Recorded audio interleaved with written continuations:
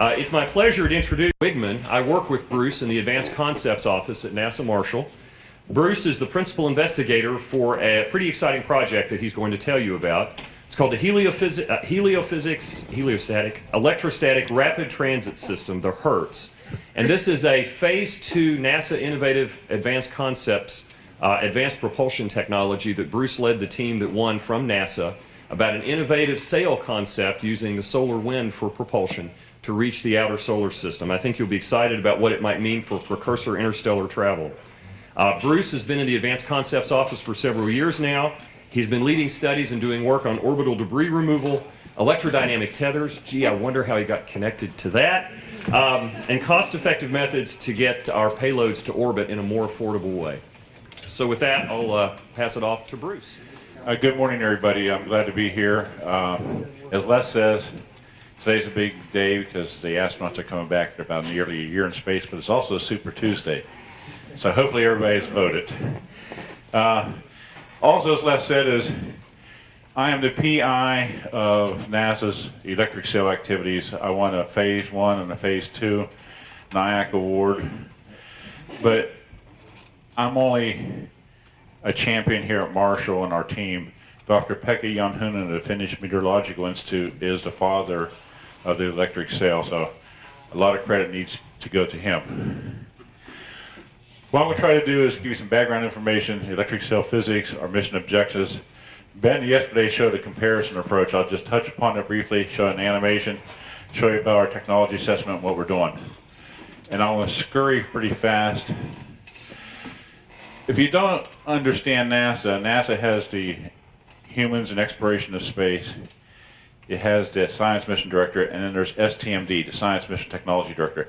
It breaks down into these 9 different things, of which the NASA Innovative Advanced Composites is the people who fund new stuff. And they want stuff less than TRL3, far advanced, that could be maybe achievable in the next 30 years. And these are the people who are funded this year. You may know some of these people: Jet Propulsion Lab, myself, Penn State, and some really, really good people. And there's all kinds of different subjects. If you don't understand the solar wind is continually ejecting ions at a rate of 450 to about 700 kilometers per second. And here's a chart, shows you how the solar wind has changed through the years and the average speed. As we've only had 1 or 2 spacecraft that go through. Voyager 1 is through into interstellar space now. Voyager 2 may be going through in the next year or so. And the Voyager, its mission was extended. It was supposed to do the grand tour of the Jupiter, Saturn, Uranus. And another thing to consider, the Earth's magnetic field. The reason I show this is it's 10 Earth radii in this direction and about 200 Earth radii in this direction. But the electric sail must be outside the Earth's magnetic fields to work. And so it means we have to get out close to the moon. And this is a little diagram showing that the moon's orbit, and the moon, when it goes into the half moon phase, is outside the magnetosphere. You know, the Voyager was developed in the 70s. It's about a $2.5 to $3 billion program. And the Voyagers will be dead in 2025 because the RTGs will be out of power. And what I try to do here is show you a timestamp. And some of us in this room can remember 75, 76. You know, Reagan wasn't even president yet. He had Nixon and Carter time frame.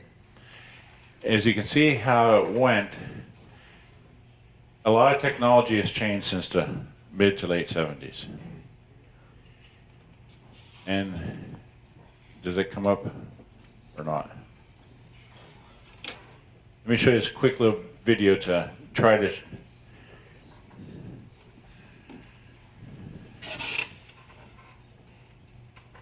do you have sound or not? We had a sense that we knew what it felt like to be Magellan or Columbus. Time after time, we're surprised by seeing things that we had not expected or even imagined. Volcanoes erupting from a moon isle. The possibility of a liquid water ocean under the icy crust of Europa. Titan, where we found an atmosphere. The Uranus, small moon Miranda, which had one of the most complex geologic surfaces we've seen. Even at Neptune, Triton, 40 degrees above absolute zero, even there were geysers erupting. It's the only spacecraft that's gone by Uranus. It's the only spacecraft that's gone by Neptune. Everything we know about those planets, we know from Voyager. To see those first pictures coming in from the outer solar system, for the first time, what had been a point of light in the sky was a place. I really credit the people that designed the mission, both the engineers and the mission planners and scientists, because not only did they build an extremely robust, durable spacecraft, but they had the vision to send it on a path such that it could get out into interstellar space and carry a gold record. And here was this Noah's Ark of human culture that was being sent to the outer planets and then beyond to wander in the interstellar darkness for 1 billion years. Hello from the children of planet Earth. On Valentine's Day, 1990, Voyager 1 looked homeward, and what did it find? Not the frame-filling Apollo Earth, but instead that 1 pixel Earth. That's here. That's home. The Voyager spacecraft are in the outer layer of the heliosphere, the giant bubble the sun creates around itself with its supersonic wind. Voyager today is headed for the edge of interstellar space. That's the space between stars, and it's filled with material that has been injected by the explosion of stars, matter which came from a particular direction, creating a wind which has shaped the bubble in which the solar system is surrounded.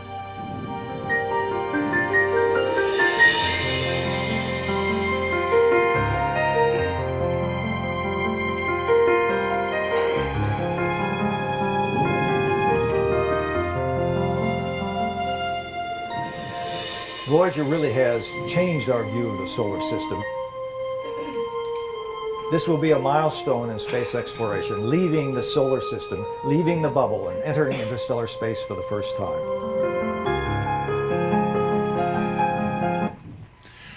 So, just a point of relevance. In 1977, when Voyagers were launched, Apple Computer was incorporated.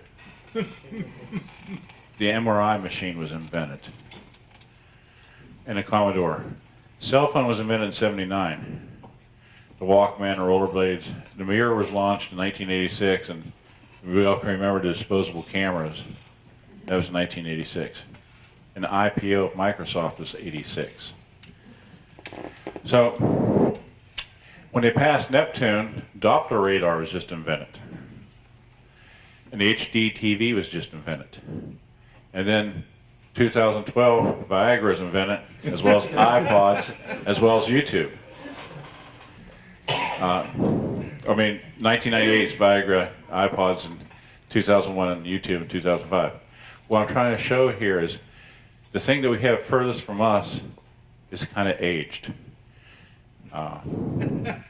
So if you're an interstellar space media junkie and want to get more data, you want to get out there fast.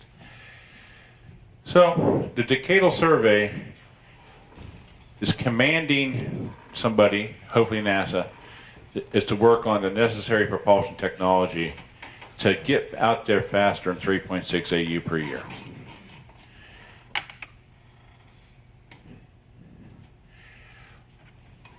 Why is NASA and Marshall doing this? Well, NASA and Marshall is doing this because we have a lot of experience with tethers. From the ProSEDs, the tether satellite, we've done some recent electrodynamic tether works, and we have a lot of experience in solar sails, and we have a lot of experience in space environments. So it's a natural fit for Marshall. Now, how does an E-cell work?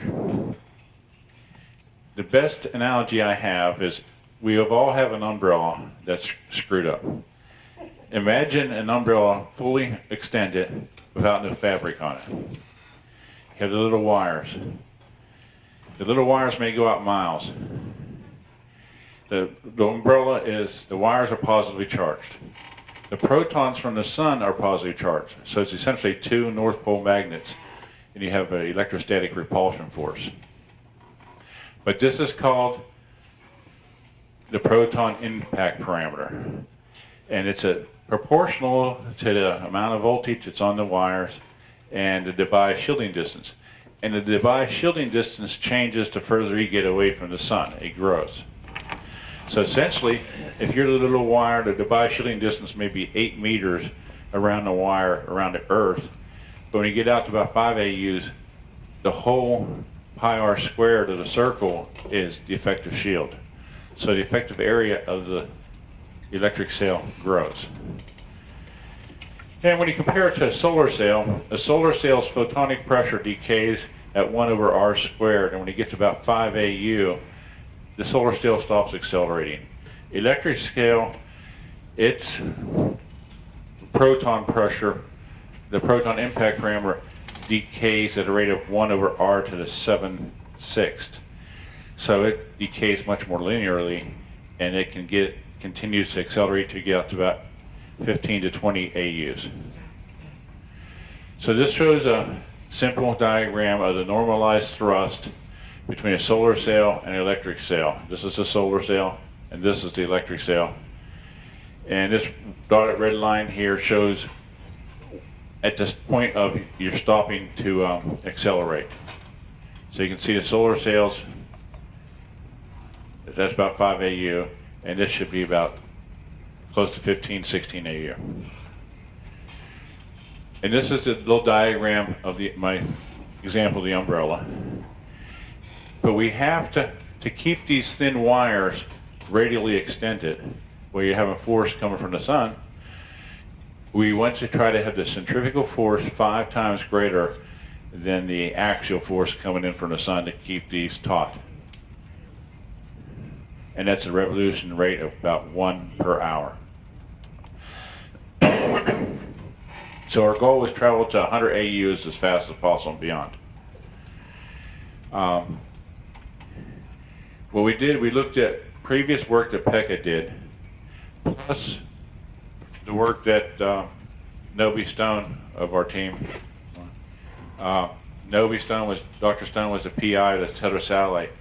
They did a lot of work on spacecraft charging, and we feel that Pekka may be underestimating the total amount of thrust that's able to be produced based upon Dr. Stone's work of 20 years ago. And that's right now we think. And that's the reason we got to phase 2 NIAC. So the way we started, we looked at some of Pekka's baseline work. He had 24 tethers, a system mass about 560 kilograms. And we tried to make that system and then come up with a solar cell that's equal size. But the solar cell had to be 14 acres. And we said, we're broke. That's a bad way to go. But we went ahead and ran the numbers. And this shows you the velocity difference of the E cell versus the solar cell, because the E cell keeps on accelerating. And this chart explains why it's 1 over r to the 7/6. It gets involved in electron temperature decays at this rate, proton density decays at this rate, go into this equation, and it comes out to that solution. So this chart here shows the radial distance in AUs between the 5-year, this is blown up, and this is a 50-year. How the electric sail far outpaces at 30 years, based upon simplistic calculation, you're close to 200 AUs. Whereas a solar sail at 30 years, you're close to 100. This is representative of the speeds. You could get to Jupiter a little bit under 2 years. Solar sail a little bit over 2 years. And Pluto's 8.5 years or 16. But so what we did is we first looked at Pekka's design and then came up with a solar cell design that matched. Then we says, that's wrong. Let's look at a design that's common mass. So our common mass point was, we had a spacecraft that Ben talked about yesterday, is 380 kilograms, plus we had 120 kilograms for propulsion system, and that's 500 kilograms. So we said, well, how big a spacecraft can you make a solar sail out of versus electric sail? And this is the system's masses. And you can see the solar sail thrust is 83 millinewtons, and the, where's this? So you can see the difference in the thrust at 1 AU. And same type of chart. But the beauty of the electric sail, it has the capability to fly out of the ecliptic plane. It can fly inner solar system. It can fly outer solar system. It can go to deep space, hopefully in about 12 years, or into the outside the solar system. But right now, currently, we don't know what's going on as far as the space plasma physics. Let's see if this, and Ben showed this yesterday. I won't belabor this point because I'm going to try to make it up time. But we compared it to both the solar sail, the electric sail, and Hall thrusters of 50,000 hour life. And we chose aluminum wires because aluminum is about 1/3 less dense as copper. A 35 or 36 gauge wire, very thin wires that will hold the load. And we also looked at doing the Oberth maneuver and also looked at not doing the Oberth maneuver. For instance, it takes about 2 years to get to Jupiter, then you have to come back in the sun if you do the Oberth maneuver. We can get to 100 AUs in about 10 years. If you don't do Jupiter flyby, it's 11 years to get to the Heliopause versus 9.9 years.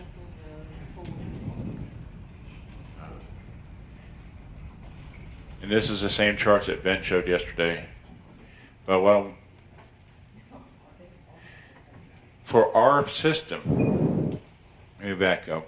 I want to touch upon a point. We looked at SOS, and we also looked at Atlas V. We could go on to Atlas V as well and still get there in 10 to 12 years. Because of the acceleration potential is so great. This shows you the actual relative velocity differences in AU per year.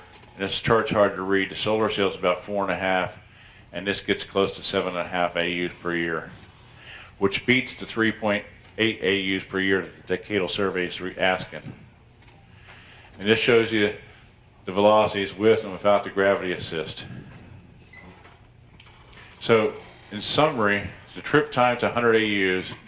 This is all chemical propulsion, SOS, of all chemical stages. Here's a solar sail.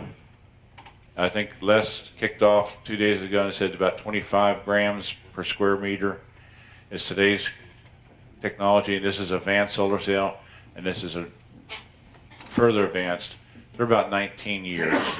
The Hall thruster is about 19 years. And E-sail, the difference between 1 millimeter per second or 2 millimeter per second, this has 20 wires and this has 10 wires. Is that? But does it show up? There you go. How are we doing time, Les?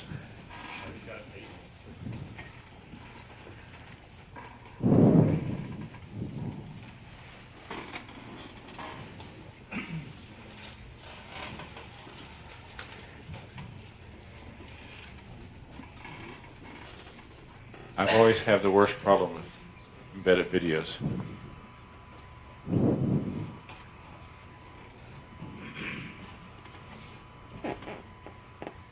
Okay, well, we'll scrub that. So we're in a phase 2 NIAC. It's $500,000 for a 2-year effort, up to maximum 2 years. What can you do with that? You can do a lot, but not much. We did a technology assessment, what is needed. And if you look at the various components, tether's is a key area of issue. What's the tether material or bare wire material? How are they deployed? Rob Hoyt, Dr. Hoyt of Tethers Unlimited is a partner on our team. Communications may be an issue. Also, since the wires repel the protons, the electrons out there in the space, free space, they want to jump onto the wires. So the spacecraft must displace these electrons that have jumped on. So we have to understand how much electrons we're going to capture. So to do this, we have our team is made up of people at Marshall, Dr. Stones at Mantech, a subcontractor, Mike Bangham at Bangham Engineering, he helps us on the space gas systems. Dr. Gary Zank, he's in charge of the PIC model development. That's a particle and cell code. I'll talk more about that in the next couple of charts. And we have Jet Propulsion Lab that's looking at mission capture. What missions can we capture? And Tethers Unlimited, like I said. And Utah State is also helping out on advisement of the PIC modeling.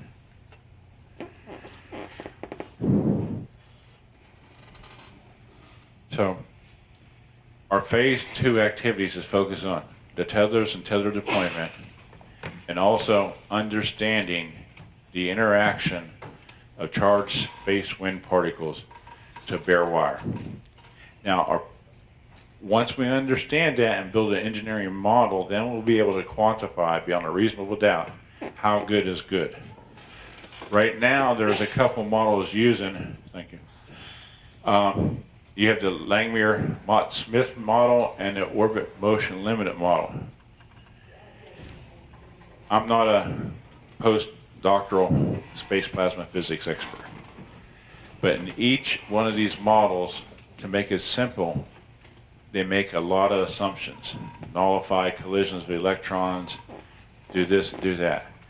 And some PhD space plasma physics experts say, that's not right, that's not right.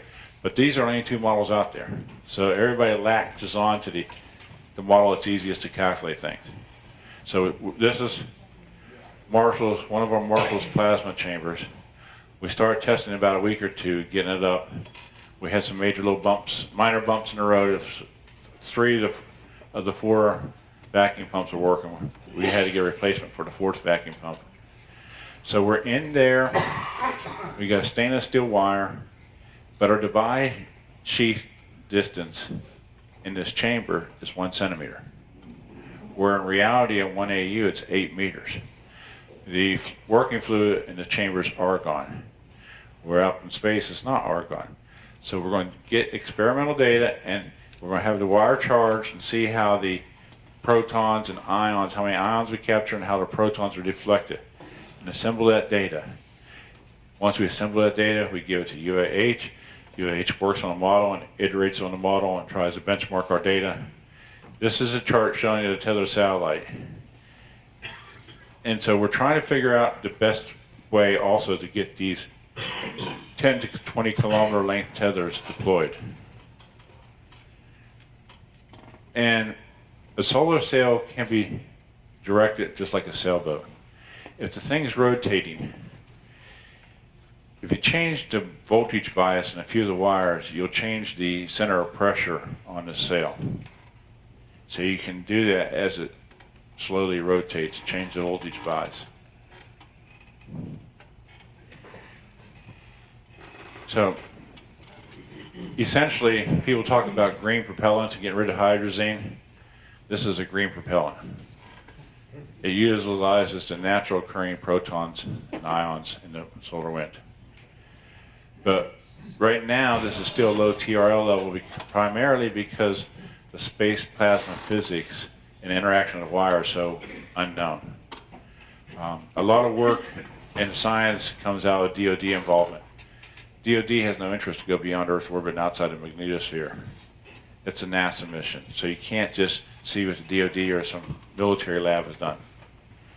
And hopefully, for this to work, we must develop our models, our tether deployers, Then, hopefully in the next 3 to 4 to 5 years, we'll develop a small spacecraft that'll have TB number tethers X long, and we can fly it out around the moon just to prove that we're producing thrust.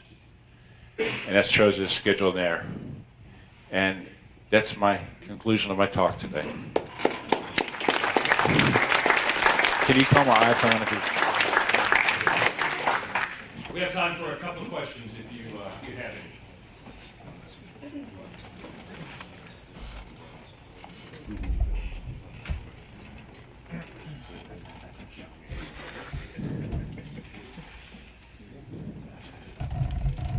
Sir, what is the power source and what is the expected power consumption? The power source for the mission to the Heliopause has to be an RTG. The power consumption, based upon an assumption we made on the rate of electrons getting onto the wires, was about 50 watts for the propulsion system. It's a very low current system. But we'll know more about that after we get this baseline testing understood.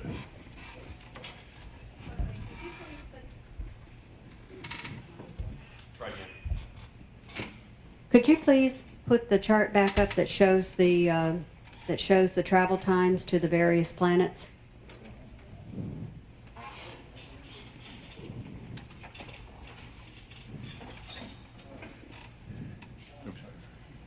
Right there. Okay, so it's my understanding that essentially you're going to have a wire umbrella that is going to capture the charged particles of the solar wind and use it for propulsion. It electrostatically repels the protons. Okay, so it's being pushed by pushing them away. Right. Okay, and whenever you do that, in essence, what you're saying is that you can cut the travel time to the outer planets down significantly because of the distances that it can travel. So in other words, it continually accelerates because of the electrical reaction. Well, it continually accelerates. Imagine like a football field, 100 yards. The solar sail can go about 5 yards and it stops accelerating. This can accelerate out to probably 15 to 25 yards. It's an TBD right now. We're exactly where the rate of acceleration declines to asymptotic.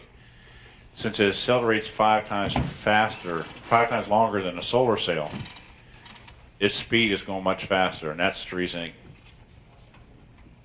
How far away from the sun and the source of the solar wind can this work? Out to about 15 AUs. You continue to accelerate out to about 15 AUs. We have a good high level of confidence on that. That's probably all the time we have for questions on this topic. I encourage you to catch Bruce at the break. This is a pretty innovative idea. It's in its early stages and pretty exciting, and I'm sure he'll be able to answer questions at the break.